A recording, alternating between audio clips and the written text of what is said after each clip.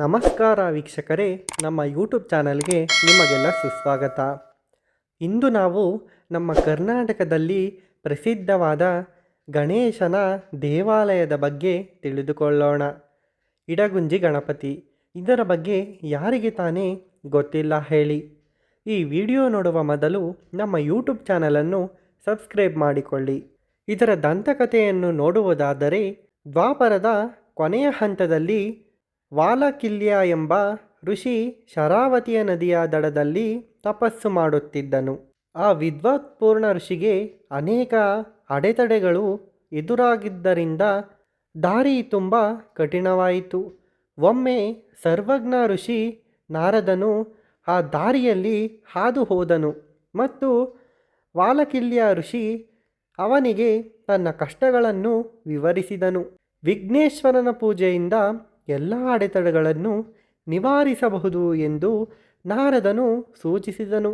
ವಾಲಕಿಲ್ಯನಿಗೆ ಇದರಿಂದ ಮನವರಿಕೆಯಾಯಿತು ಮತ್ತು ಕೈಲಾಸದಲ್ಲಿರುವ ತನ್ನ ವಾಸಸ್ಥಾನದಿಂದ ಶರಾವತಿ ದಡೆಯಲ್ಲಿ ಗಣಪತಿಯ ಸಾನ್ನಿಧ್ಯವನ್ನು ಭದ್ರಪಡಿಸಿಕೊಳ್ಳಲು ಸಹಾಯ ಮಾಡುವಂತೆ ನಾರದನನ್ನು ಬೇಡಿಕೊಂಡನು. ಕಲಿಯುಗವು ವೇಗವಾಗಿ ಸಮೀಪಿಸುತ್ತಿರುವುದರಿಂದ ಶರಾವತಿ ನದಿಯ ದಡದಲ್ಲಿ ಅಂತಹ ದೇವತೆಯ ಪವಿತ್ರ ಉಪಸ್ಥಿತಿ ಅತ್ಯಗತ್ಯ ಎಂದು ನಾರದ ಋಷಿಯು ತನ್ನ ಜ್ಞಾನದಲ್ಲಿ ಭಾವಿಸಿದನು. ಅವರು ಕೈಲಾಸಕ್ಕೆ ತೀರ್ಥಯಾತ್ರೆ ಮಾಡಿ ಪರಮ ಶಕ್ತಿಶಾಲಿ ಶಿವ ಮತ್ತು ಅವರ ಪತ್ನಿ ಪಾರ್ವತಿಯ ಮುಂದೆ ತಮ್ಮ ವಿನಂತಿಯನ್ನು ಮಂಡಿಸಿದರು. ತಮ್ಮ ಉದಾರತೆಯಿಂದ ಅವರು ತಮ್ಮ ಮಗ ಗಣಪತಿಯನ್ನು ಶರಾವತಿ ಕಣಿವೆಗೆ ಕಳುಹಿಸುವ ಮೂಲಕ ಪ್ರಪಂಚದ ಈ ಭಾಗವನ್ನು ಅಲಂಕರಿಸಿದರು. ಅಲ್ಲಿ ಅವರು ವಾಲಕಿಲ್ಯನನ್ನು ಆಶೀರ್ವದಿಸಿದರು. ಹೀಗೆ ಕೈಲಾಸದ ಬೆಳಕು ಈ ಕಣಿವೆಗೆ ಬಂದು ತನ್ನ ದೈವಿಕ ಉಪಸ್ಥಿತಿಯಿಂದ ಭೂಮಿಯನ್ನು ಆಶೀರ್ವದಿಸಿ ಕಾಲಾನಂತರದಲ್ಲಿ ಇಲ್ಲಿ ಶಾಶ್ವತವಾಗಿ ಉಳಿಯಲು ಸಾಧ್ಯವಾಯಿತು.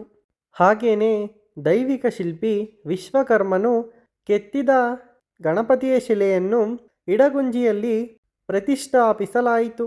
ಗಣಪತಿಯ ಚಿತ್ರವು ತನ್ನದೇ ಆದ ವಿಶಿಷ್ಟತೆಯನ್ನು ಹೊಂದಿದೆ. ಒಂದರ ಬದಲಿಗೆ 2 ದಂತಗಳನ್ನು ಹೊಂದಿದೆ ಮತ್ತು 4 ಕೈಗಳ ಬದಲಿಗೆ ಕೇವಲ 2 ಕೈಗಳನ್ನು ಹೊಂದಿದೆ. ಈ ಪವಿತ್ರ ಮೂರ್ತಿಯು ಗ್ರಾನೈಟ್ ಗಂಟೆಯನ್ನು ಹೊಂದಿದ್ದು ದೊಡ್ಡ ಹೊಟ್ಟೆಯ ಸುತ್ತಲೂ ಸರ್ಪವನ್ನು ಹೊಂದಿಲ್ಲ. ಕುತ್ತಿಗೆಯಲ್ಲಿ ಹಾರ ಮತ್ತು ತಲೆಯ ಹಿಂಭಾಗದಲ್ಲಿ ಕಲ್ಲಿನಲ್ಲಿ ಕೆತ್ತಿದ್ದ ಸೂಕ್ಷ್ಮವಾದ ಕೂದಲಿನಂತಹ ನಿಲುವನ್ನು ಹೊಂದಿದೆ. ಇದು ನಿಜವಾಗಿಯೂ ಭವ್ಯವಾದ ಸುಂದರವಾದ ಪ್ರತಿಮೆಯಾಗಿದೆ.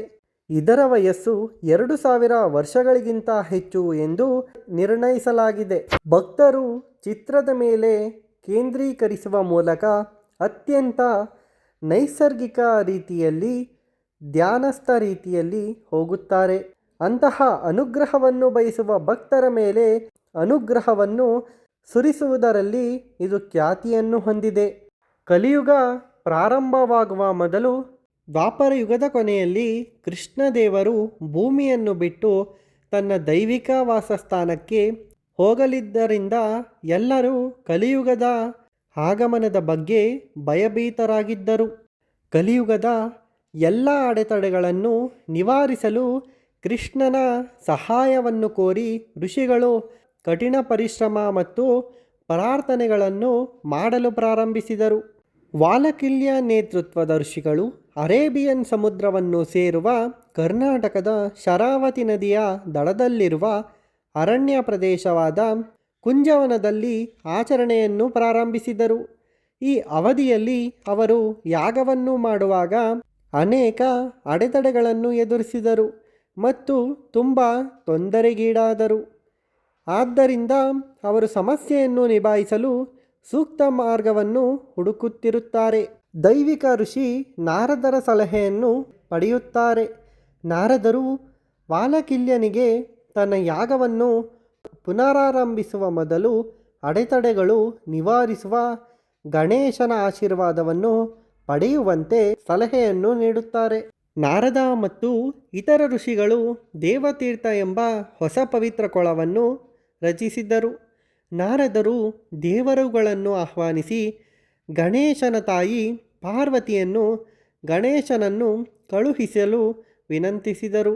ವಿಧಿವಿಧಾನಗಳನ್ನು ನಡೆಸಲಾಯಿತು ಮತ್ತು ಗಣೇಶನನ್ನು ಸ್ತುತಿಸಿದ ಸ್ತೋತ್ರಗಳನ್ನು ಪಠಿಸಲಾಯಿತು. ಅವರು ಭಕ್ತಿಯಿಂದ ಸಂತೋಷಗೊಂಡರು.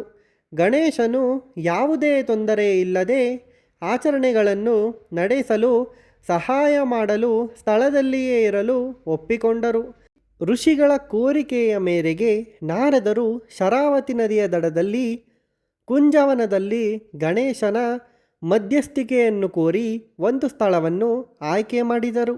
ಭೂಮಿಯನ್ನು ನಾಶ ಮಾಡುವಲ್ಲಿ ತೊಡಗಿರುವ ರಾಕ್ಷಸರನ್ನು ಕೊನೆಗಳಿಸಲು ತ್ರಿಮೂರ್ತಿಗಳಾದ ಬ್ರಹ್ಮ, ವಿಷ್ಣು ಮತ್ತು ಶಿವ ಸಹ ಹಿಂದೆ ಈ ಸ್ಥಳಕ್ಕೆ ಭೇಟಿ ನೀಡಿದ್ದರು. ಆ ಸಮಯದಲ್ಲಿ ದೇವರುಗಳು ಚಕ್ರತೀರ್ಥ ಮತ್ತು ಬ್ರಹ್ಮತೀರ್ಥ ಎಂಬ ಪವಿತ್ರ ಸರೋವರಗಳನ್ನು ಸಹ ಸೃಷ್ಟಿಸಿದ್ದರು. ಈ ಸಂದರ್ಭದಲ್ಲಿ ದೇವಾಲಯಕ್ಕೆ ನೀರು ತರಲು ಮತ್ತೊಂದು ಸರೋವರವನ್ನು ಸಹ ರಚಿಸಲಾಯಿತು ಮತ್ತು ಗಣೇಶ ತೀರ್ಥ ಎಂಬ ಹೆಸರಿಡಲಾಯಿತು. ಅದೇ ಸ್ಥಳವನ್ನು ಈಗ ಇಡಗುಂಜಿ ಎಂದು ಕರೆಯುತ್ತಾರೆ. ಅಲ್ಲಿ 4ನೇ ಅಥವಾ 5ನೇ ಶತಮಾನದ ಸುಮಾರಿಗೆ ಭಕ್ತರು ಗಣೇಶನ ದೇವಾಲಯವನ್ನು ನಿರ್ಮಿಸಿದರು. ಇದಾಗಿತ್ತು ವೀಕ್ಷಕರೇ ಇಡಗುಂಜಿಯ ಗಣೇಶನ ಮಾಹಿತಿ. ಈ ವಿಡಿಯೋ ಇಷ್ಟವಾದಲ್ಲಿ ನಮ್ಮ ಯೂಟ್ಯೂಬ್ ಚಾನಲನ್ನು ಸಬ್ಸ್ಕ್ರೈಬ್ ಮಾಡಿಕೊಳ್ಳಿ. ಹಾಗೆಯೇ ಈ ವಿಡಿಯೋವನ್ನು ಲೈಕ್ ಮತ್ತು ಶೇರ್ ಮಾಡಿ. ವಿಡಿಯೋ ನೋಡಿದ್ದಕ್ಕಾಗಿ ಧನ್ಯವಾದಗಳು. Thanks for watching.